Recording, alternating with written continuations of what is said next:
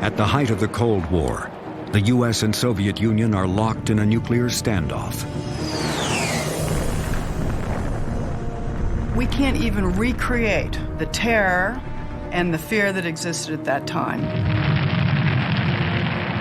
In October 1957, the Soviets stunned the world by orbiting the first Earth satellite, Sputnik. Sputnik signaled a fundamental shift in the Cold War arena. Previously to this, the U.S. had been viewed as having the upper hand. Not so much anymore. Sputnik was defined not as a Soviet success, but as a U.S. failure. Much of the blame for failure is directed at the president. President, Russia has launched an Earth satellite. They also claim to have had a successful firing of the intercontinental ballistics missile, none of which this country's done. I ask you, sir, what are we going to do about it? They felt that he was asleep at the switch when Sputnik happened, that it was his fault. A major U.S. defeat. A president taken by surprise, who fails to understand the significance of space. This has long been the popular understanding of Sputnik. But 50 years later, thanks to new evidence, a completely different story is emerging. The Soviets have done us a good turn. How the U.S. had the technical know-how to be first, but chose not to use it. Von Braun had the strict order not to build a satellite. I actually had the satellite in the trunk of my car. Why America was late getting into the space race. We could have beat Sputnik by a year. And what secrets a president never revealed. All these he took to the grave. The real beginning of the space age. Sputnik declassified. Up next on Nova.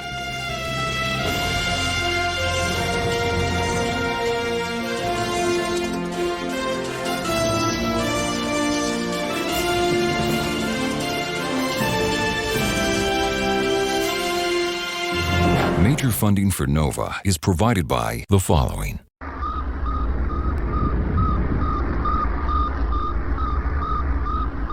Sputnik, the world's first satellite, was simplicity itself.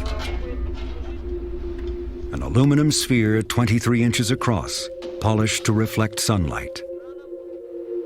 Inside, a battery pack and basic radio, sending out a repeating pulse.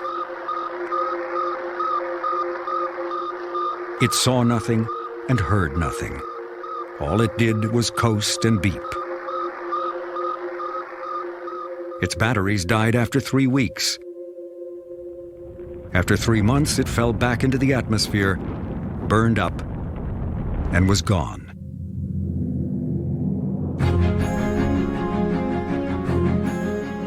Yet Sputnik sent a shockwave through America and the world, not because of what it did, but because of what it meant.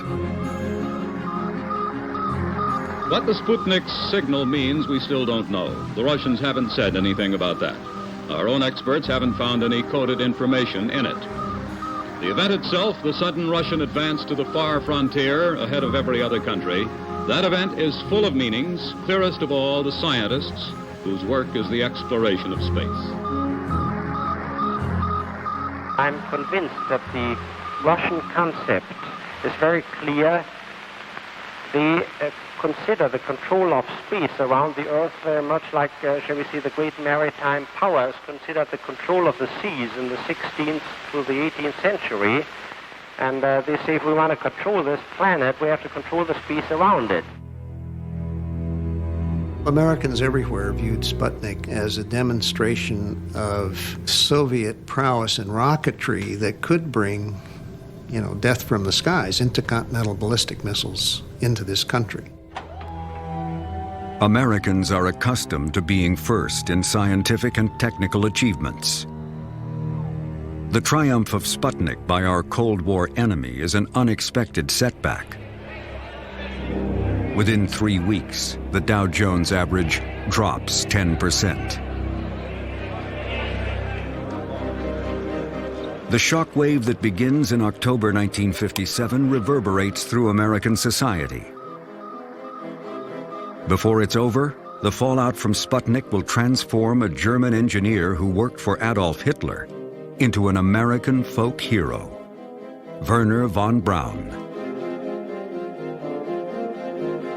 None of which this country's done. The Sputnik fallout will also undermine perceptions of a respected general and popular president, Dwight Eisenhower. The man who is president when Sputnik is launched has spent his entire adult life in the military. The peak of Eisenhower's career is leading the victory over Nazi Germany in World War II. Of the United States. So help you God. So help me God. We stand ready to engage with any and all others. Now, as president, facing the Soviet Union in the Cold War, Eisenhower's greatest fear is a surprise attack on the American homeland, a nightmare burned into his soul by his generation's 9/11, Pearl Harbor. This was a deep memory of being caught by surprise, being caught unprepared, and you then put that in the context of the early 1950s when Eisenhower came into office, and seemed like there was a real danger that the United States could be confronted with a nuclear Pearl Harbor. He didn't believe that you could survive a nuclear war. I think that the general feeling was that there wouldn't be a chance of getting out of it.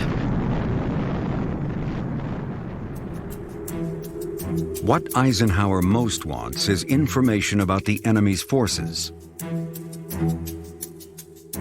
Early in 1954, he authorizes illegal military overflights to photograph the Soviet Union.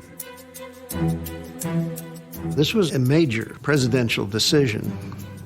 These peacetime overflights of the Soviet Union were very risky.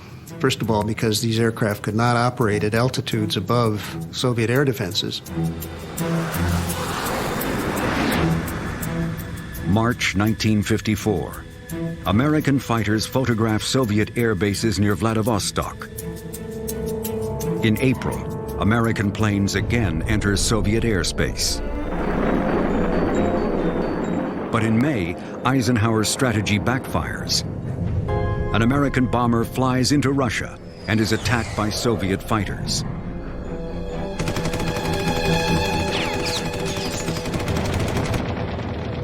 The damaged bomber barely makes it home.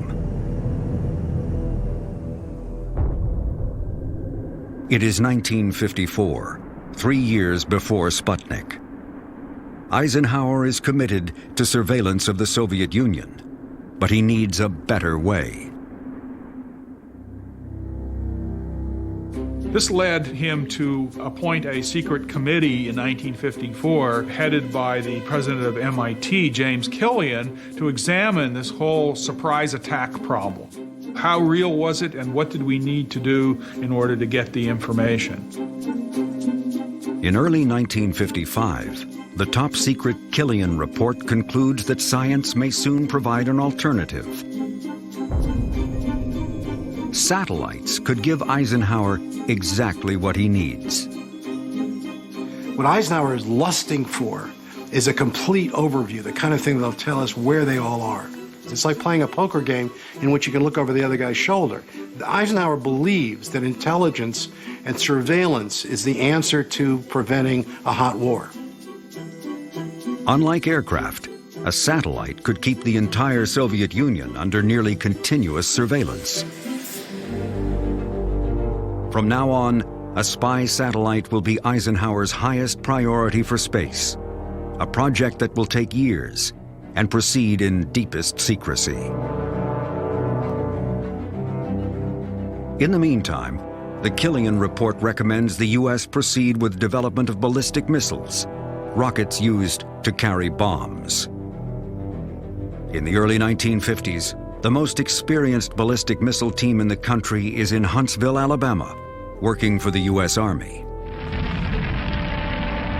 But the roots of this team do not lie in Huntsville. The engineers developing missiles for the Army are primarily German, and many of them have been working on rockets since childhood. When I was about 14 or 15 years old, I built my first rockets myself. It was very primitive. It was an assembly of some old water pipes, which I screwed together and filled with self-mixed powder. And they got off the ground all right, maybe 15 feet or 20 feet, and then fell down again. I was still in high school, and we started, I would say it was in the very late 1920s, to build our own rockets and to try to fly them. And I said to try to fly them because most of them, of course, didn't work. One of these German rocket boys has even bigger dreams, Werner von Braun. He not only wanted to pioneer space travel, he wanted to go himself. He was obsessed with the idea that he could lead an expedition to the moon. He pictured himself in the seat, in the driver's seat, in the pilot's seat of these spacecraft. In 1932, as a 20-year-old graduate student, von Braun comes to the attention of the German army. The army is searching for an alternative to heavy artillery, which is banned by the Versailles Treaty after World War I.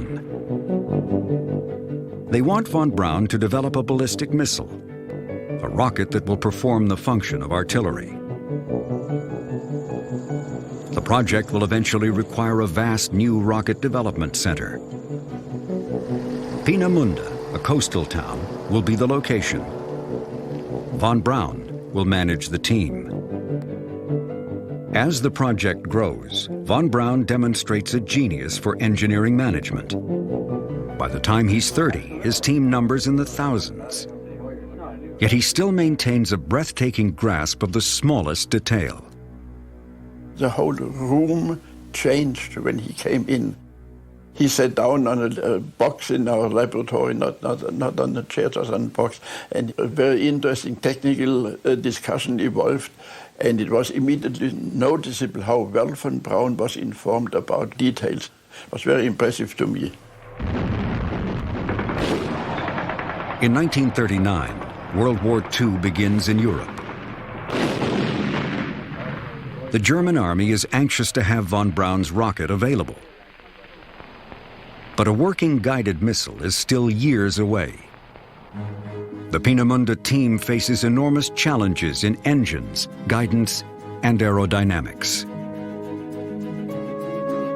The engine is basically a controlled explosion with an opening at one end.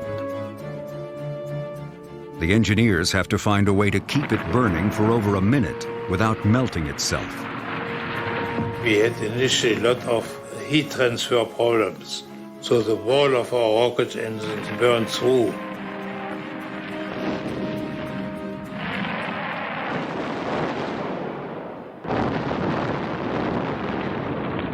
But von Braun pointed out that it is good to have failure. In that case, you really learn something. If everything goes the way you had planned it, you haven't really learned anything. So he was not really discouraged when we had in Peenemünde mishaps, and we of course had many of them. Eventually, von Braun's team learns to cool the engine by circulating fuel around the motor on its way to being burned, and letting a small amount of fuel trickle down the walls of the chamber, creating an insulating film. There are also aerodynamic questions. No one is sure what will happen when the rocket exceeds the speed of sound. To get answers, the engineers build a cutting-edge supersonic wind tunnel. The biggest problem is guidance, getting the rocket to steer itself. You were going to have to develop something that would launch vertically and then tilt over, and you were going to have to keep that thing more or less on course, such that it would land on a target reasonably accurately. And that really was the biggest and most difficult part of the whole thing. Von Braun's engineers develop a system of multiple gyroscopes which sense the rocket's position and send steering commands to move control surfaces on its fins and vanes in the exhaust.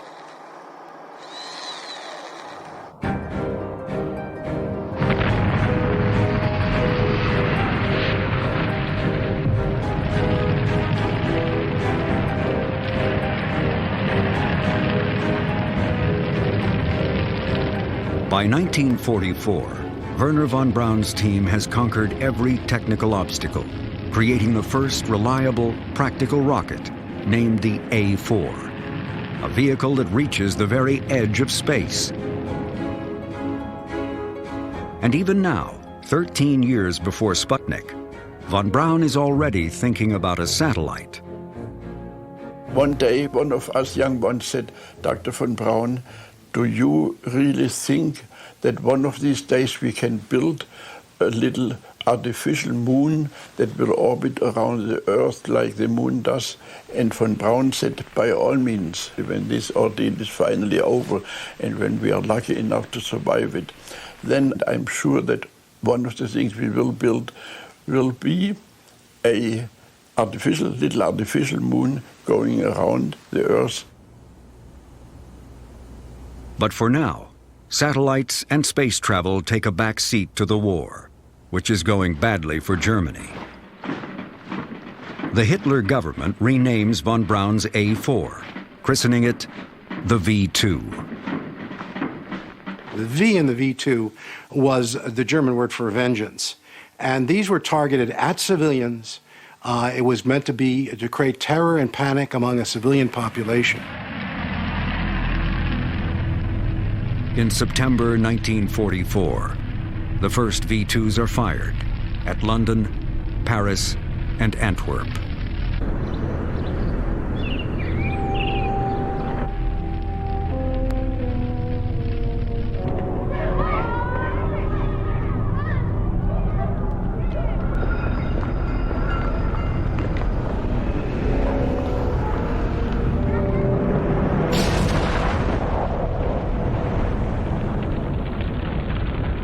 Wernher von Braun has made the ballistic missile a reality. By the end of the war, 3,200 V2s have been launched, killing roughly 5,000 people. But the true toll of the V2 is far higher. To mass produce the rockets, the German SS used workers taken from concentration camps. The slave laborers worked in horrendous conditions, a fact which cannot have escaped von Braun's purview. Dozens of people were dying every day from starvation, from disease, from beatings and executions, and von Braun was in that plant several times. So he was confronted very directly with the horrifying and murderous conditions of the concentration camp workers. In the end, the V2 is an ineffective weapon for Germany. It completely fails to terrorize the Allies. It is also a weapon unique in world history, in that more people die producing it, 20,000 workers, than from being hit by it. However, the strategic significance of von Braun's creation is what it means for the future. British, Americans, and Soviets all want Wernher von Braun's team. 6 days before the war ends, von Braun, his arm broken in a car accident, surrenders to the Americans. At the end of World War II, he moved his whole team from the northeast of Germany near Peenemünde to Bavaria in the closing weeks of the war so he could surrender to the United States. He told the officer that interrogated him after his surrender, the U.S. will let me go to Mars. He knew very well that he did not want to operate under Soviet control and chose to associate himself with the United States. Von Braun and roughly 100 German engineers are put to work on rockets for the U.S. Army. First in Texas, then in 1950 in Huntsville, Alabama.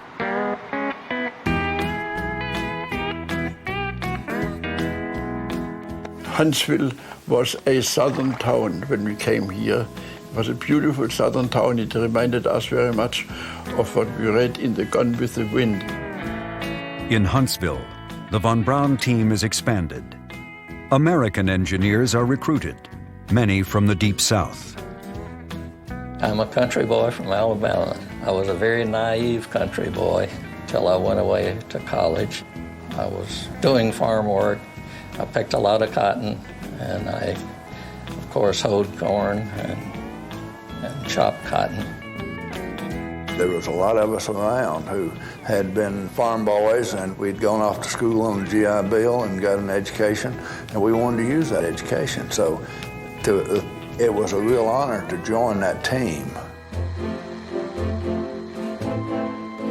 The Von Braun team is charged with building a second-generation V-2 called the Redstone, designed to carry a nuclear bomb 200 miles. But even as he works on a weapon for the Army, Von Braun's dreams of satellites and exploring space are never far from mind. The notion of an Earth satellite really was pervasive in terms of listening and talking and being and working with the German group that was here. There's never any doubt in my mind but what Werner von Braun's vision was Earth satellite. But you can't put up a satellite without a rocket. And the rocket has to be able to reach a minimum speed called orbital velocity, something the Redstone cannot do. The Redstone rocket was a single-stage missile, and orbital velocity was difficult to achieve with very much weight back in those days. We didn't have a booster that would do it. The concept of orbital velocity was developed by Isaac Newton in the 17th century. Newton figured out what would happen if a cannon fired a projectile from a mountaintop. Each time it fires with more power, the cannonball goes faster and lands farther away. Eventually, the point of landing is affected by the curvature of the Earth. If the cannonball is propelled fast enough, it never lands at all. As it falls, the Earth curves away beneath it. Gravity keeps it falling, inertia keeps it moving. The cannonball is in orbit.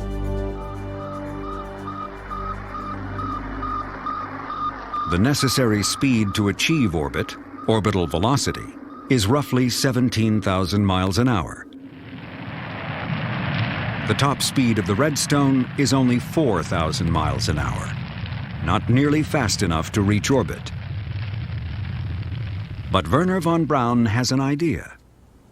In 1952, the von Braun and I met in a corridor, and in passing, von Braun said to me, "Ernst, with the Redstone we could do it." I said, "Do what?"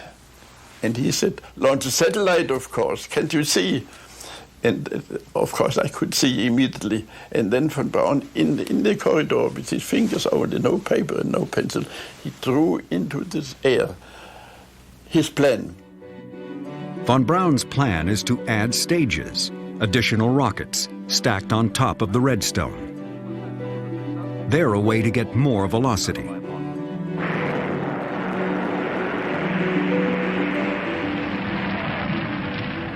When the Redstone reaches maximum speed, the second stage will fire.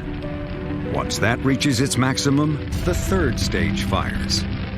By adding more speed with each stage, the top stage can finally reach orbital velocity. This small rocket at the very top is actually the satellite. As the Huntsville team works on the Redstone, von Braun promotes not only his vision of an eventual satellite, but also his larger dream of space exploration.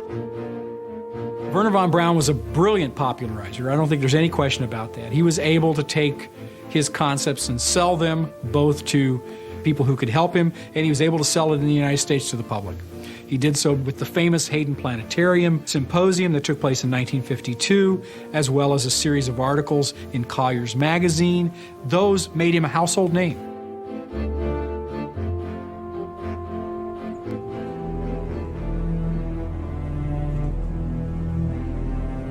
Werner von Braun is not the only one with a vision for space. Unknown to von Braun, in deepest secrecy, President Dwight Eisenhower and his national security advisors are also studying satellites, not for exploration, but for spying on the Soviet Union. By early 1955, Eisenhower is set on creating a reconnaissance satellite. But the Killian report has pointed out a problem. The legal status of space has not been defined. National boundaries extend into the atmosphere, but how far up does territorial airspace go? The answer will be critical to Eisenhower's spy satellite plan. The question was, would the Soviet Union accept an overflight by an American satellite over its territory? Would that be a provocation to war? We needed to prove that airspace stopped at the top of the atmosphere, that space was in fact a different environment in which there were no limits, which many international lawyers had already been arguing. What Eisenhower will do is orbit a small satellite now to set the legal precedent of freedom of space.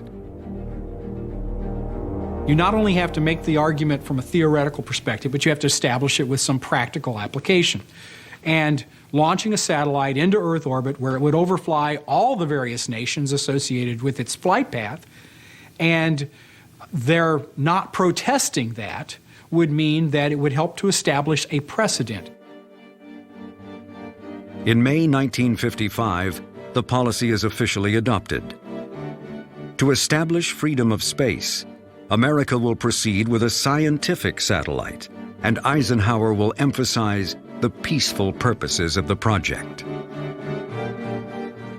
The National Security Council suggests the best way to do that is through the International Geophysical Year, IGY, which is scheduled to run from 1957 through 1958. There was this thing developed called the International Geophysical Year that was going to do coordinated international measurements of everything about the Earth. And in both the United States and the Soviet Union, the scientific community said, hey, wouldn't a satellite to do Earth measurements be a good thing to be part of the IGY? The idea of the scientific satellite was already out there, but here was a perfect argument for a covert reason to support it on the part of the Eisenhower administration to establish the principle of freedom of space. July 1st marks the beginning of one of the great scientific adventures of our time, the International Geophysical Year. In July 1955, Eisenhower announces the U.S. will launch a scientific satellite as part of IGY. Within days, the Soviet Union announces it too will launch a scientific satellite during IGY. It is the summer of 1955, 2 years before Sputnik. The Soviets and Americans have both announced plans for IGY scientific satellites. President Eisenhower's secret agenda for space is underway. But Eisenhower has not announced who will build America's first satellite and the rocket to launch it. One proposal is submitted by Wernher von Braun's Huntsville team in partnership with the Jet Propulsion Lab in California. JPL has pioneered solid-fuel rocket technology that will provide the added stages necessary for the Redstone to reach orbital velocity. JPL will also build the satellite, as well as a tracking system to pinpoint the satellite's position in space. Together with Huntsville, it's a winning combination. The competition is a plan created by a think tank affiliated with the U.S. Navy, the Naval Research Lab. It's basically a civilian arm of the Navy. It's a laboratory run by the Navy, paid for by the Navy, but it is basically civilian scientists who run it. The Navy's proposal, called Vanguard, will also use a multi-stage rocket. But whereas the von Braun JPL plan uses mostly existing components, the top stage of the Vanguard rocket will be brand new, built from scratch. In those days, failures were fairly common with missile systems. So we didn't really think that they would get there right out of the chute. On the other hand, we had a tried and true Redstone booster. In early August 1955, the selection committee picks Vanguard. At the Naval Laboratory in Washington, D.C., Dr. John Hagen reveals progress on the man-made satellite of Project Vanguard. Here's a model of the three-stage... The von Braun team is stunned. Oh, there was surprise, and there was anger. And we had worked hard to get this thing put together in the short time we had to put it together.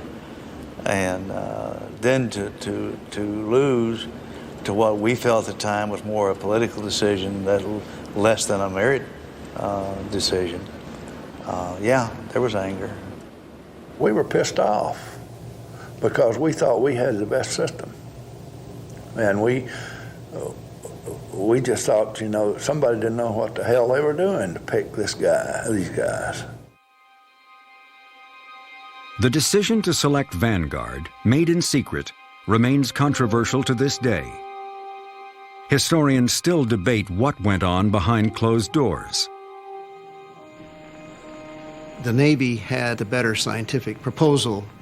Their rocket combination based on a sounding rocket was weak. The Army had a far better booster to offer, but the Vanguard scientific payload was by far superior. Ironically, the fact that Vanguard would use a new, unproven rocket may have worked in its favor, because it was a scientific research rocket, not a military weapons carrier, a missile. Eisenhower's first priority was to create a precedent that you could fly satellites over another country's territory, and so we adopted a policy of not having a launch vehicle that was also a weapons carrier. Others suspect different factors may have been at work. There may have been some other reasons that were not stated in quite the same way. There was resentment inside the Department of Defense and in other settings in the U.S. government against Wernher von Braun and the German rocket team that had come to the United States after World War II. Some people said President Eisenhower did not want the German team to be the main ingredients of the launch of the first satellite. And I have not seen any written documents on that, but people have mentioned it. Von Braun's point of view on all of this was that there was an enormous mistake because Vanguard was much more difficult to develop. It required more work, more money, and more time. As far as he was concerned, objective number one was just to beat the Soviets into orbit. For the next 2 years, Wernher von Braun and the Huntsville team, working with JPL in California, continued developing their own rocket and satellite project in secret.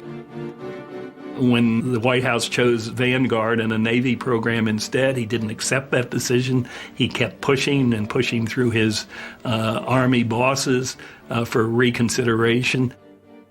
He stayed in touch with James Van Allen, and the Jet Propulsion Lab, saying, kind of, just in case the Navy fails, let's have a satellite ready, more or less under the table. Von Braun had the strict order from Washington not to build a satellite. We were allowed to think about satellites and to make some paper drawings and paper studies, but not more than that. So what we had to do and what I had to do was to work at home in my garage and put something together, and because we were not allowed to do it officially. In September 1956, von Braun and JPL plan a launch to test the ability of a missile warhead to survive high-speed re-entry. It's part of their joint work on weapons.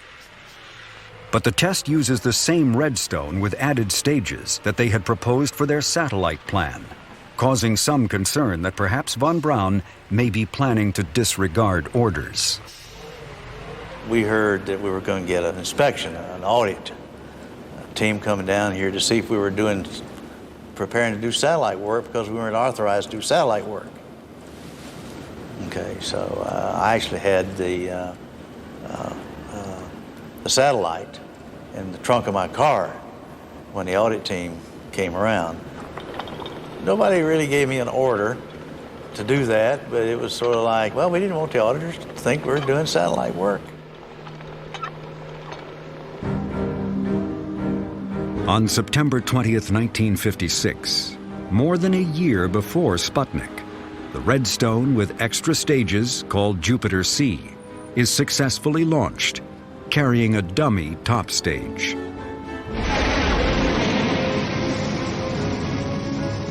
had it carried a satellite instead, history would be different. When we fired that, we knew we could put a vehicle in orbit because we had the velocity that it required. If we had been given the go-ahead, we could have beat Sputnik by a year. We had the hardware over in Redstone sitting in warehouses ready to go. We could have beat them. That's the thing that grabbed us, hurt the most, is we knew ahead of time that we could have beat them. For the next year, the von Braun team keeps a Redstone rocket stored, ready to put up a satellite, but they conceal what they're doing.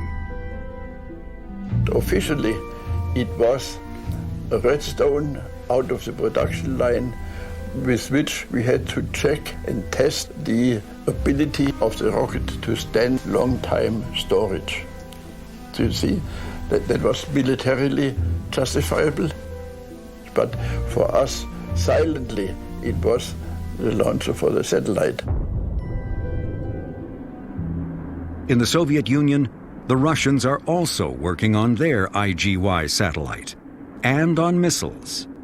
It is now July 1957, 3 months before Sputnik. On July 5th, CIA Director Allen Dulles warns the administration that the Soviets are probably capable of launching a satellite soon. The CIA is getting information from U-2 spy planes photographing Russia, a stopgap measure until reconnaissance satellites are ready. In August, the Soviets announced they have successfully flown the world's first intercontinental ballistic missile, a rocket capable of delivering a nuclear bomb halfway across the planet. The Russian engineer responsible for the Soviet ICBM, the father of the Soviet space program, is Sergei Korolev. He was like a general. He was like a bright general who know what he want, who can bring all these people together and make them doing what he want on all levels. What Korolev wants is to orbit a satellite, and now that he's tested his ICBM, he'll get the chance. After that successful launch, and only after that, did Sergei Korolev go to Khrushchev and say, if you give me authorization, I can have in a couple of months some small satellite, and we will beat the United States into space. Korolev wanted to win this race, and he did everything for this. He wanted to be the first. It was a race not between two countries. It was a race between the United States and Korolev personally. Korolev knows the West will demand proof of the Soviet accomplishment. He plans to provide it with a simple beeping sound, able to be heard by amateur radio operators all over the world. He, from the very beginning, understood that there might be interesting international impact, and he simply installed a little transmitter and antenna to communicate with radio amateurs. And he assumed that they will be able to pick up the signals of the Sputnik. If some of Western propaganda would cast doubt that Russians launch such an object in space, these independent amateurs would be able to confirm.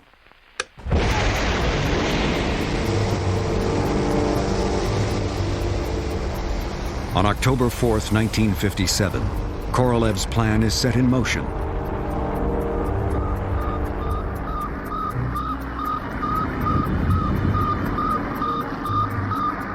Sputnik, the world's first satellite, reaches orbit. As Korolev predicted, amateur radio operators all around the world track the signal and confirm what the Soviets have done. This is the satellite launched day before yesterday, Friday the 4th of October 1957. It's now 8:30 a.m. on Sunday the 6th. Having been warned by the CIA, Eisenhower is neither surprised nor alarmed. On October 8th, 4 days after Sputnik, he meets with his advisors. Just a few days after Sputnik was launched, Donald Quarles from the Department of Defense is in the Oval Office talking to Eisenhower, and one of the points that he makes is that he thinks that the Soviets have done us a good turn. They had established a precedent of overflight, exactly what Eisenhower wanted to do initially, and now the Soviets had done it for us. But the public doesn't care about legal precedents. All they know is that the Soviets have beaten the U.S. to a major technical milestone. I ask you, sir, what are we going to do about it? Well, let's take first the Earth satellite as opposed to the missile, because they're related only indirectly in the physical sense, and in our case, not at all. Well, I think Eisenhower made a very first-rate political misjudgment about the impact, both within the United States and in the world, of space achievement. Because of the secret intelligence that he had, because of the U-2, he knew for a fact that the Soviet Union was not nearly as big a threat as the hawks and the hysteria mongers seemed to think it was. But the American public couldn't know that. They didn't have this information, and therefore they felt that Eisenhower was asleep at the switch.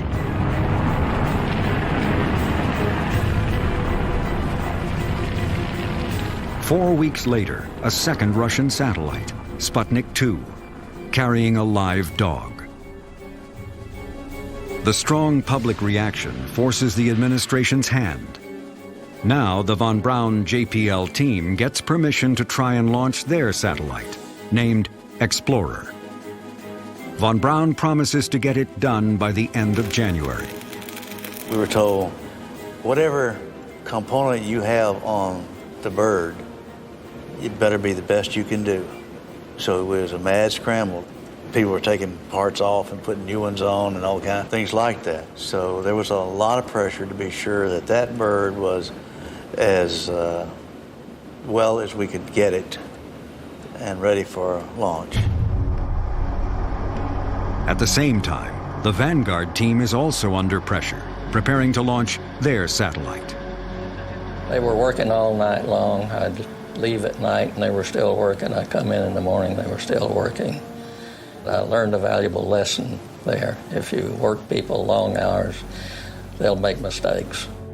3, 2, 1, 0, ignition.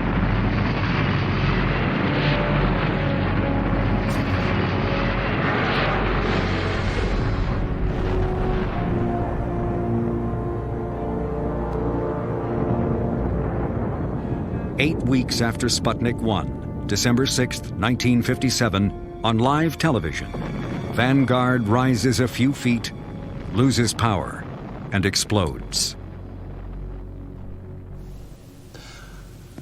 I hate to say this, but I think we were happy to see it blow up, because we knew that the only other chance that the United States had of getting anything into orbit in a reasonable point of time was our bird.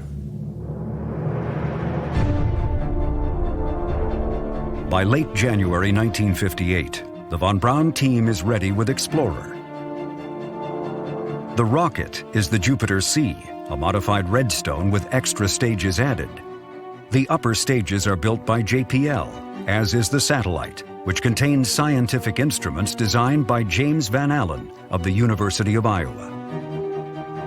Left complete. All right, give me range, please. 5, 4, 3, 2, 1. Fine command. Fine command.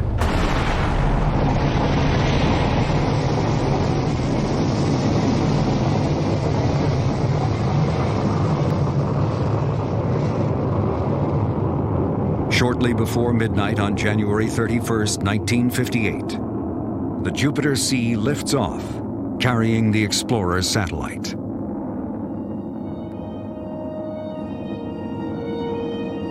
They waited for 90 minutes, and here's the signal coming over. It had made it around and was coming back.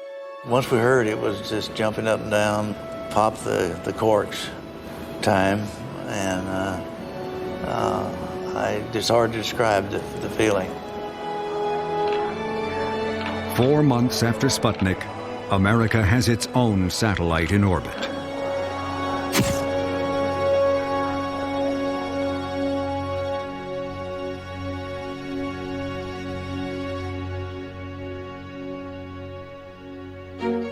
Explorer will go on to do more science than either Sputnik 1 or 2, detecting bands of radiation surrounding the Earth, the Van Allen belts, named for James Van Allen.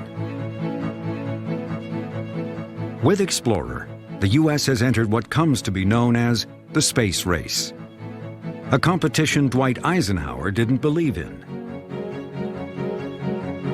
He wanted spy satellites for national security, but was skeptical whether moving toward a manned space program would be worth the cost. There never has been one nickel asked for accelerating the program. Never has it been considered as a race, merely an engagement. I think he just felt that it was most important to make sure that the United States embarked on a sensible, cost-effective program. He never believed in space spectaculars. He always thought it was important, to move meticulously forward. But the public and the media saw things differently. Once the Soviet Union declared that its space success was an indication of the superiority of the communist way of life, the United States had little chance but to say, well, we can do it better. Now, Eisenhower resisted that pretty strongly, but he was fighting a losing battle. In 1958, Eisenhower creates a new civilian agency to run America's space program, NASA. Federal funding for American science and education is also increased to better compete with the Russians. In March 1958, Project Vanguard tries again.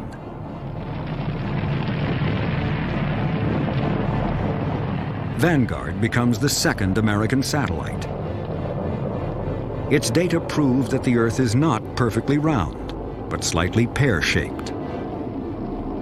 Today, Vanguard remains in space, the oldest artificial satellite still in orbit. The success of Explorers cements Wernher von Braun's image as an American hero, the man who put the U.S. back in the race. The U.S. government keeps secret the details of von Braun's World War II past, which only emerge after his death.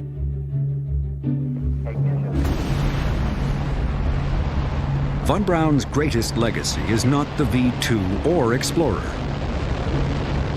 When Americans reached the moon in July 1969, ending the space race, it is a von Braun rocket, the mighty Saturn V, that gets them there.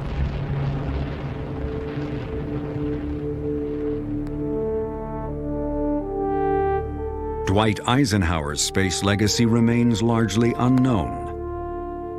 Just before he leaves office in 1960, the spy satellite he wanted, codenamed Corona, finally becomes reality. Corona begins a revolution in American intelligence gathering. The first batch of film, first 20 pounds of film back from Corona in 1960 have more information on them, that one first load of film, than all of the U-2 fights combined. Just as Eisenhower hoped, reconnaissance satellites proved to be a bonanza, not only for him, but for every president who follows. What he hands off to the presidents that come after him is an amazing amount of information. We know when we go to arms limitation talks, SALT talks, all the sort of talks we would go to with the Russians face to face, we know exactly where everything was because of these satellites. And they become our trump card. For the rest of his life, Dwight Eisenhower never discloses his role in creating one of America's most valuable intelligence tools. If you read Eisenhower's memoirs, the Corona satellite program and the other intelligence satellite programs he had approved, all these he took to the grave.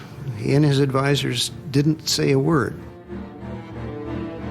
The popular understanding of Eisenhower in the late 50s was he was this nice old grandfather who played golf, and other people were running the administration.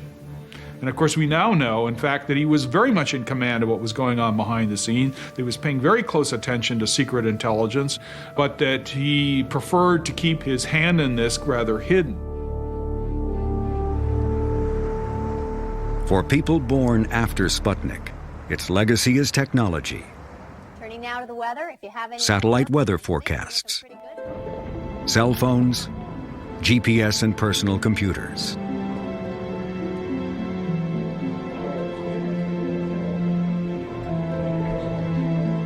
But for those who lived through the fall of 1957, Sputnik will always have a deeper, more profound meaning. For the first time ever, we leave this planet, we go into Earth orbit with a human-made object, and that signals the beginning of a new era, a new age, which we call the space age. And the world has fundamentally changed in the 50 years since that took place.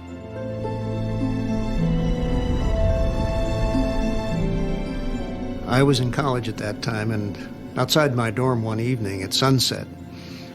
And I looked at that in awe, thinking that man made this.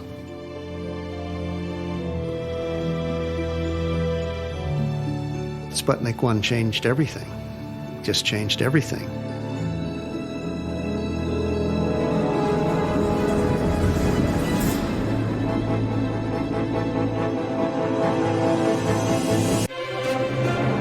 On Nova's Sputnik Declassified website, explore a timeline of the space race, assemble a virtual V2 rocket, see how scientists are using satellites today, and more. Find it on pbs.org.